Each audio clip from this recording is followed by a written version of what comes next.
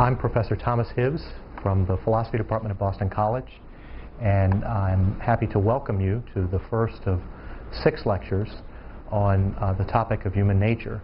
We will be focusing mainly on the philosophical issues surrounding the topic of human nature, although toward the end of these lectures, and at points throughout them, we will attend to the theological foundations or implications of some of the philosophic positions that we will be taking up. Mainly, we will be deriving our lectures from the work of Aristotle and St. Thomas Aquinas. Nowadays, when people talk about the topic of human nature, they tend to focus on a certain set of issues.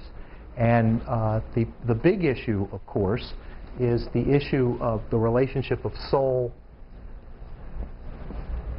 and body. Sometimes referred to as the issue of mind and body, or even mind and matter. And we will indeed be focusing upon this relationship. Other issues that come out of this topic and are intimately related to contemporary debates as well as classical debates on the topic of human nature have to do especially with human knowledge and human freedom.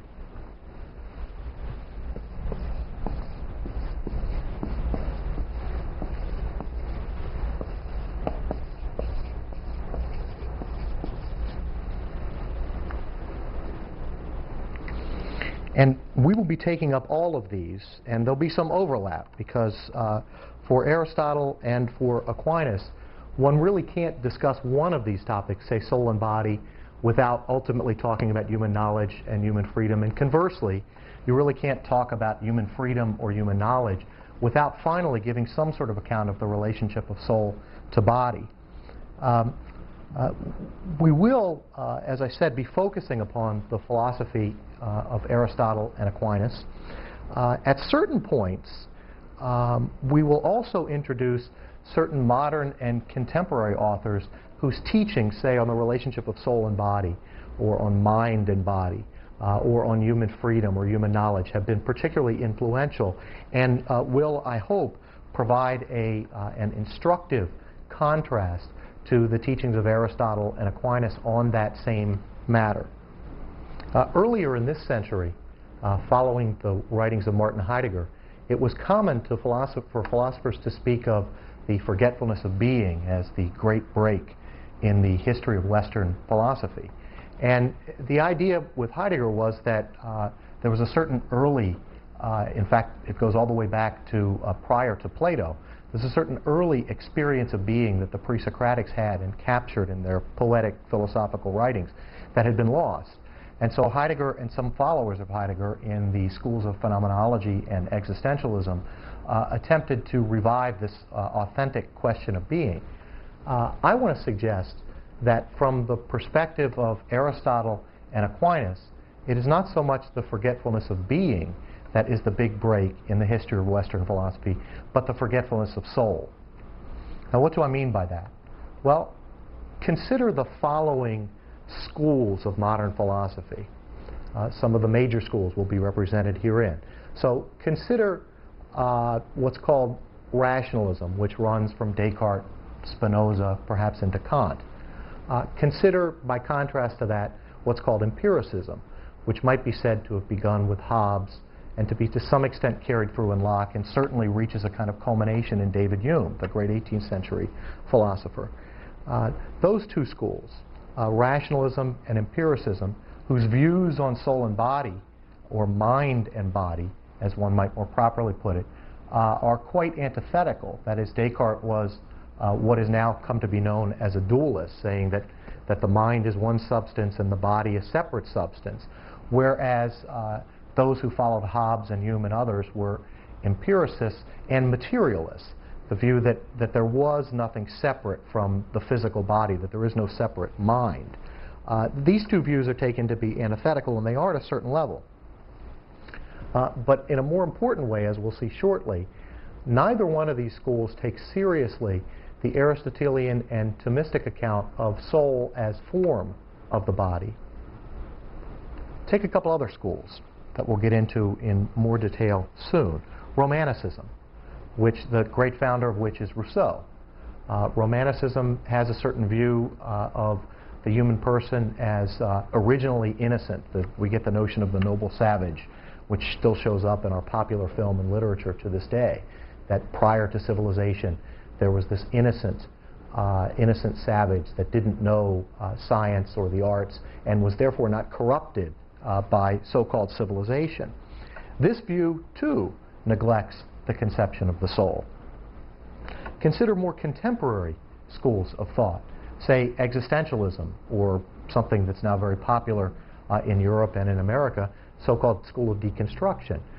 Neither one of these schools takes seriously the notion of soul. Both of them attempt to defend human freedom to some extent against modern science and the determinism of modern science, but neither one of them, existentialism or deconstruction, takes seriously the notion of the soul. Well, let me say something briefly about the notion of the soul that I'm claiming is so neglected in modern thought. And then I want to run through and say something briefly about each of these schools and where this is missing and what difference this makes for their philosophy. Well, for Aristotle and for Aquinas, the simplest way to talk about the soul is to say that the soul is the form of the body. That is to say, that it is the configuration, not just the physical shape, but the configuration of the powers and the capacities and the organs of a body. And here we're talking specifically about a living body. And for Aristotle and for Aquinas, you can't talk about soul without talking about body, nor can you talk about body without talking about soul. That is to say that, that form and matter are related to one another in such an intimate way that one is the form is the form of the matter, and the matter is informed by the specific form that we're talking about. Aristotle, as we'll see, gives examples which he takes to be the clearest examples from art. So if we take a bronze statue, for example, what we have there is the matter, which is receptive of the form, the bronze, and the artist, the sculptor, introduces a certain shape, the shape that is this specific statue that we're talking about. And that form is what makes the matter to be what it is. That is, it shapes the matter, gives it a kind of determinate structure. And so in neither case there we couldn't have simply a form separate from the matter, nor could we talk about this specific matter being what it is, that is a particular kind of statue, without bringing into the conversation the notion of form. And when he moves over from the realm of artifacts to the realm of natural substances, that is living things, the analogy carries over.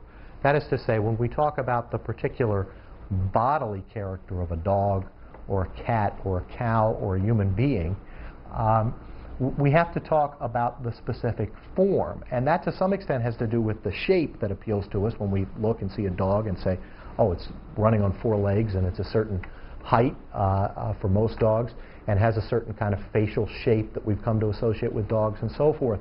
And we compare that with cats, and so we look at that shape. But the form is more than simply the shape of a dog or a cat or a human being. And we certainly don't want to say that someone having a heavier physical form makes that individual of a different species from other human beings who happen to be thin and tall versus short, etc. So we don't want to limit this talk of form to the mere physical shape of the body that we're encountering. What form really means with respect to living things is the configuration of the powers, the way in which the capacities of this thing are exercised so that it can operate as this particular sort of thing. And that conception of this intimate relationship between soul as form and body as matter, soul as actuality, matter as potentiality, which we're going to go into shortly in more detail, that, I want to argue, is completely lost from Descartes on up to the most recent writers on human nature or on the human condition, as they would rather put it.